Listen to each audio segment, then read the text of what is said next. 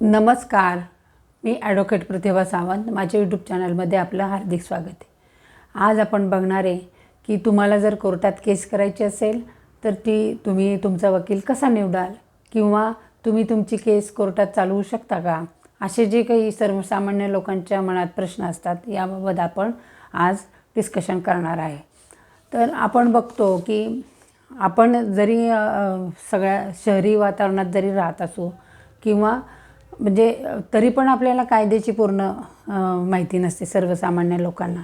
तर मग अशा वेळेला जर खेडेगावातले वगैरे लोक आहेत किंवा रूरल एरियामधले लोक आहेत त्यांना पूर्ण माहिती कशी काय असेल, किंवा खेडेगावातले जे लोक असतात त्यांना गुन्हा नेमका काय घडला आहे हेही समजत नाही. तर ते मग ते गुगलवर सर्च करणं किंवा हा कुठल्या कायद्याखाली येतं किंवा ती दाखल कशी करायची, हे सगळं त्यांच्या दृष्टीने अवघड प्रोसिजर आहे. तर जर तुम्हाला वकील निवडायचा असेल तर वकील का निवडायचं आहे, वकील जो आहे त्याने काय अभ्यास केलेला आहे, कायद्याचा अभ्यास केलेला आहे, सगळे वेगवेगळ्या प्रकारचे कायदे त्यांनी अभ्यासलेले असतात. तर वकिलाला एकच शब्द जर तुमची बाजू मांडताना कशा वेगवेगळ्या प्रकारे मांडू शकतो, तर त्याच्याकडे एक स्किल असतं की तो शब्दाचा वेगवेगळ्या प्रकारे वापर करून तुमची केस कशी जिंकवू शकतो याचं पण त्याला स्किल असतं. म्हणजे समजा आता केस टाकायची आहे तर वकिलाकडं का टाकावी आणि तुम्ही स्वतः चालवू शकता का हेही बघणार आहे आपण. तर सर्वप्रथम कोणाचंही असो, एखादी घटना घडली किंवा एखादा गुन्हा घडला तर तुम्हाला तो गुन्हा नेमका काय आहे हे समजायला पाहिजे. तर हा गुन्हा कुठल्या कायद्याखाली येतो, कुठल्या सेक्शनखाली येतो हे आधी समजलं पाहिजे. म्हणजेच आपल्याला ती केस टाकायची कोणत्या ॲक्टखाली टाकायची हे आधी समजायला पाहिजे. आता वकील आहे तर वकील जो आहे तर त्याने अभ्यास केल्यामुळं त्याला हे लगेच समजतं की हा गुन्हा ह्याच्याखाली. आता कोणत्या प्रकारचे गुन्हे असतात तर सिव्हिल आहे, क्रिमिनल आहे किंवा फॅमिली मॅटर्स असतात, कंपनीचे आहेत, कामगार कायदे आहेत, नंतर कंझ्युमरचे मॅटर्स असतात, चेक बाउन्सिंगच्या केसेस असतात. असे वेगवेगळ्या प्रकारचे कायदे आहेत आणि तुमची नेमकी केस कुठल्या कायद्याखाली येते हे समजायला वकील लागतो. तर आता आपण हे बघूया की समजा तुम्हाला तुमची केस टाकायची आहे तर ती आधी कुठल्या कायद्याखाली येते, कुठल्या सेक्शनखाली येते हे सगळं वकिलामार्फत करता येतं. आता जर तुम्हाला वकील लावायचा आहे तर तो एक्सपर्ट लावायचा, तर एक्सपर्टची फी जास्ती आहे. तर तुम्ही आधी विचार करायला पाहिजे की माझ्याकडे एवढी फी द्यायची आहे का. एक्सपर्टची फी जास्ती असणार. तर एक्सपर्टची फी जास्ती आहे तर आपली आर्थिक कुवत आहे का की त्याची फी तेवढी देता येईल. समजा आता जर एक्सपर्टची फी जास्ती आहे म्हणून तुम्ही लावू शकत नसला, असेल आर्थिक स्थिती चांगली तर तुम्ही एक्सपर्ट लावू शकता, परंतु नसेल तर मग जे नवीन वकील आहेत त्यांनाही कायद्याचं ज्ञान असतं, परंतु आता सगळ्याच नवीन प्रॅक्टिस चालू केल्यावर सगळ्या प्रकारच्या केसेस येतील का त्यांच्याकडं, नाही. मग आता त्यांनी कोर्टाचा अनुभव आहे परंतु तुमची केस समजा त्यांनी कमी चालवलेल्या आहेत, पण मग तुम्ही त्याच्याशी बोलून सांगू शकता की त्याची फी कमी आहे. पण त्याच्याशी बोलल्यावर तुमच्या लक्षात येऊ शकतं की अरे ह्याचा अभ्यास चांगला आहे किंवा तोही सांगेल की हे मॅटर ऐकल्यावर की मी अशा प्रकारे चालवेन. हे सगळं समजा तुम्हाला पटलं की तो केस कशी चालवणार आहे किंवा बोलल्यावर समजतं आहे की ह्याला यातलं बरंचसं ज्ञान आहे, तर तुम्ही जरी तो वकील नवीन असेल तरीही त्याला तुम्ही केस देऊ शकता. आता ती केस दिली की मग तुम्हाला त्याच्याशी हे करावं लागतील, जे काही संभाषण होईल त्याच्यावरून तुम्हाला आयडिया येईल की हा वकील नीट चालवतो की नाही. तर ह्याच्यानंतर आपण बघूया की बरेच पक्षकार काय करतात की कोर्टात असे द्यायचं आहे तुम्हाला केस तर ते आधी सर्व्हे केल्यासारखं कोर्टात जातील, 2-4 ओळखीच्या लोकांना विचारतील किंवा कोर्टात कोणाचं आर्ग्युमेंट चाललं आहे हे सगळं पण तुम्ही करू शकता केस ॲक्च्युअली देण्याच्या आधी.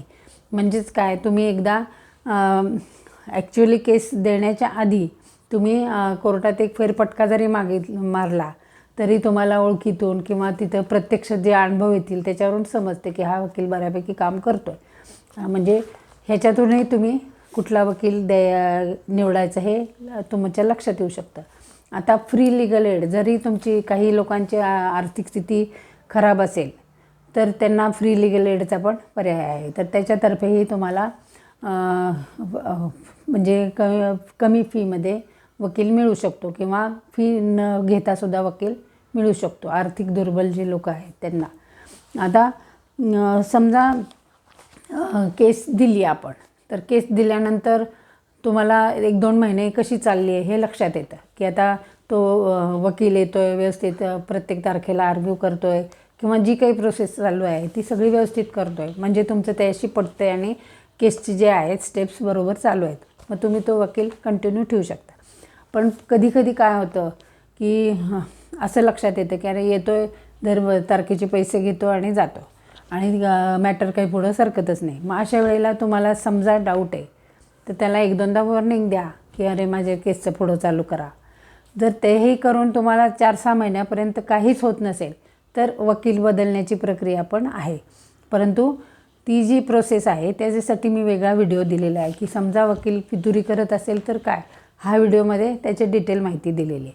पण तुमच्या हातात आहे की वकील तोच ठेवायचा का नाही ठेवायचा. जर तुम्ही सॅटिस्फाईड असाल, समाधानी असाल त्याच्या सगळ्या ह्याच्या कृतीबद्दल, तर तुम्ही तोच वकील ठेवा. असमाधानी असाल तर त्याला 1-2दा सांगून बघा की नाहीतर मी बदलतो. तर अशा प्रकारे तुम्ही ती पण प्रोसेस तुम्ही करू शकता. तर हे झालं. आता आपण पुढचं बघूया की समजा आपली केस आपण चालवू शकतो का. तर आपली केस आपण चालवू शकतो, परंतु आता समजा जर वकिलाने जर इतके वर्षाचा अभ्यास केलेला आहे तर त्याला लवकर समजेल की ह्या कायद्याखाली ही केस येईल किंवा ह्या सेक्शन ह्याला लागू होईल. कधी काय होतं आता हे IPC म्हणजेच BNS याच्याखाली 2-4 सेक्शन असतील तर ते सगळे सेक्शन तुम्हाला समजणार नाहीत की हे सगळे सेक्शन याला लागू होत आहेत का नाही. मग त्यापेक्षा वकिलांना लगेच समजून येईल की ह्याला 3-4 सेक्शन लागू पडत आहेत तर ह्याच्याखाली केस टाकली पाहिजे. म्हणजेच वकील जो आहे त्याने अभ्यास केलेला असल्यामुळं त्याच्यामार्फत केस टाकणं जास्त चांगलं. जर एखाद्या व्यक्तीला खूपच अनुभव आहे की मी कॉन्फिडन्स आहे की मी सगळंच हँडल करू शकतो तर त्याने स्वतःची केस स्वतः चालवावी. परंतु माझ्या मते तर असं की वकिलाला केस द्यावी म्हणजे तो योग्य सेक्शन लावेल, योग्य कायदा कुठला लागेल तो लावेल किंवा रेफरन्स म्हणून जे सायटेशन्स द्यावे लागतात की ती केस स्ट्रॉंग होण्यासाठी आर्ग्युमेंट बरोबर करावं लागतं किंवा संदर्भ बरोबर द्यावे लागतात, सायटेशन्स द्यावे लागतात की मागं ह्या प्रकारच्या अशा केसेस चालू आहेत तर हे तेव्हा तेव्हा ह्या माझ्या सेम मॅटरमध्ये असा निकाल दिलेला आहे. तर मग अशा वेळेला ते सायटेशन दिलं तर तुमची केस अजून स्ट्रॉंग होते. मग अशा वेळेला सायटेशन देणं, सेक्शन्स लावणं, योग्य कायदा लावणं किंवा जी पण काही प्रोसेस आहे तर त्यासाठी वकील लावणं हे शहाणपणाचं आहे. आणि जर तुम्हाला लावायचा नसेल, आता कंझ्युमरच्या मॅटरमध्ये वगैरे स्वतः केस आपण चालवू शकतो, परंतु त्यात चुका होण्याच्या जास्त शक्यता असल्यामुळे माझ्या मताप्रमाणे वकील लावणं जास्त शहाणपणाचं आहे. तर अशा प्रकारे आपण वकील कसा निवडाल किंवा तुम्ही स्वतः केस चालवू शकता का याबाबतची माहिती घेतली. हे लेक्चर हे व्हिडिओ आवडला असेल तर लाईक करा, शेअर करा आणि सबस्क्राईब करा. धन्यवाद.